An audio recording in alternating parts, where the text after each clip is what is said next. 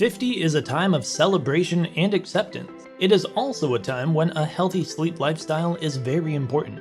You may have probably come to realize that as the number of candles on your birthday cake increases, you tend to wake up earlier or even throughout the night.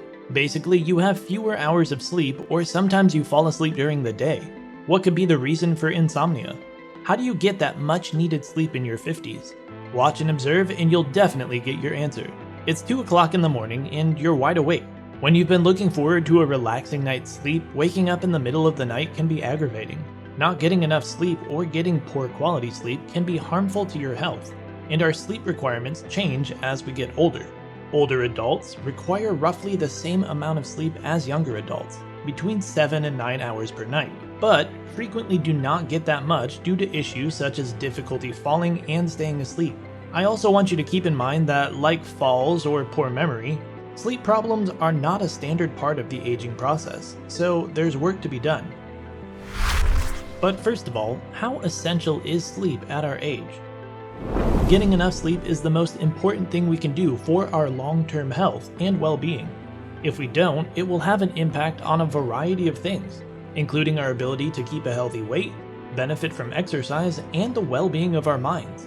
Not to scare you or anything, but did you know that we will end up dying from a lack of sleep before a shortage of food? For some funny reason, we all seem to believe that we are machines who are capable of going non-stop with as little sleep as possible.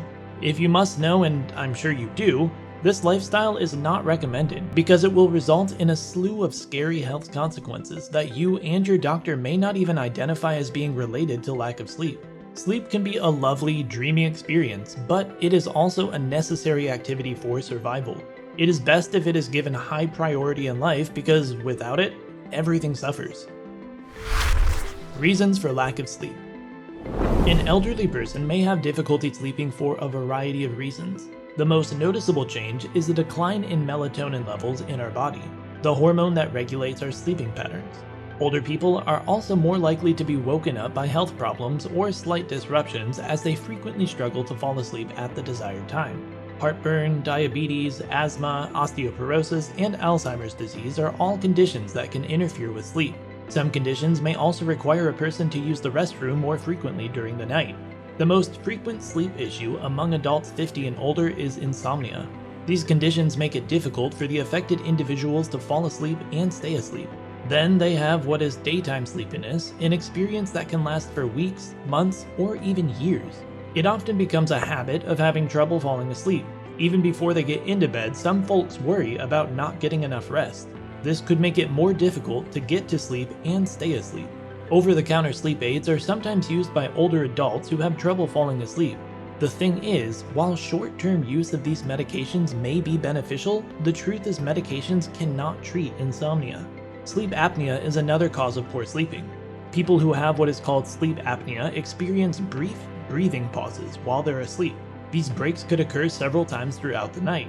Sleep apnea can cause other issues like high blood pressure, stroke, or memory loss if it is not treated. You might not even be aware that you have sleep apnea.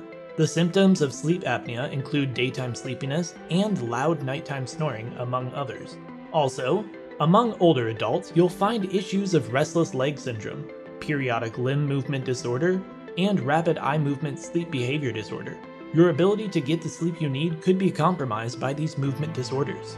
RLS, also known as restless leg syndrome, causes one or both legs to feel as though they are tingling, crawling, or have pins and needles.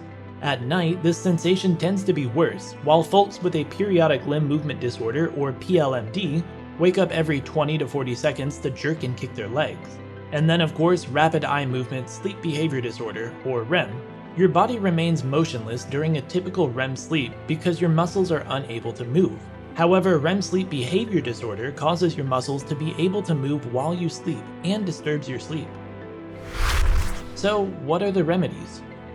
Having come to know all of these, how do you find your way to a good night's rest? Let's start with the basics, and by that, I mean the counting tricks. You could try counting slowly to 100 instead of actually counting sheep. Some individuals discover that playing mental games puts them to sleep. For instance, tell yourself that you have 5 minutes until you need to get up and that you're just trying to snooze a little longer. I know it sounds kind of ridiculous, but trying it out wouldn't hurt. Some other individuals have also come to discover that relaxing their bodies causes them to fall asleep. One technique for doing this is to visualize your toes, feet, and ankles all being completely relaxed. Section by section, work your way up the rest of your body. Before you reach the top of your head, you might nod off to sleep. Now let's talk about those mattresses. Get a good one because you need to sleep as soundly as you can. Visit a mattress shop and take a look at the newest products. Since you last purchased one, significant advancements might have been made. There are amazing mattresses out there with fantastic features. If you tend to sleep too warmly, there is now technology to cool your body while sleeping. Do you prefer to sleep on your back, your side, or your front? There's a specific mattress and pillow for this. All you need to do is just look for them. In all of this, consistency is essential. Let me explain. Try to sleep at the same time each night. And, even better, try to wake up around the same time every day. To be honest, this is not always feasible, as we all enjoy the occasional late-night event. However, it is your wake-up time that will set your internal clock in motion, increasing your sleep pressure and reminding you when to sleep. So try to be consistent about when you wake up. Also, try to be consistent in terms of when you eat your last meal in relation to when you sleep. Our internal sleep clock is also affected by digestion. Colors should also be considered because they have a significant impact on our sleep patterns. Attempt to catch a few minutes of daylight when you first wake up, especially the blue sky. Your melatonin will be turned off as a result, and your brain will receive a wake-up call. In the evening, you want soft light that is warm in color. Blue-tinted phone or computer screens should be avoided as they will disrupt your melatonin production. Go ahead and reduce the brightness and warm up the color of your lighting. Also, considering how thin our eyelids are, even a very small amount of light will be perceived by your brain, so try to keep your bedroom as dark as you can. Your circadian rhythm might be thrown off if a light source is present all the time, even if it is a dim night light. I mean, there's a probability that you might wake up if there's a sudden change in lighting, like maybe when your partner gets up to use the restroom down the hall. What some folks do is wear a mask, and it works. No matter where they are or how dark they think the room is, some people always wear sleep masks. It is something you can incorporate over time, and I assure you, you'll see the difference because even a small improvement in sleep quality will have a significant impact on how energized one is during the day. And of course, we can't forget about caffeine and alcohol. Caffeine should not be consumed within 6 hours of going to bed. That is the amount of time it takes for the stimulant to exit your system.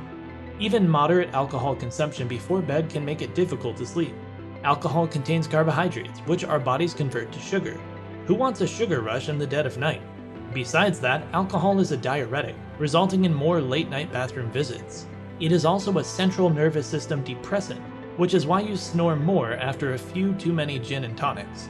There's a lot of fun stuff out there, and there's you who should be having the time of your life, but how is that possible if you don't get a good night's sleep first? Everyone deserves a good night's sleep, especially you. So find out what's stopping you from getting one, and when you do, nothing will stand in your way of living a fulfilled life.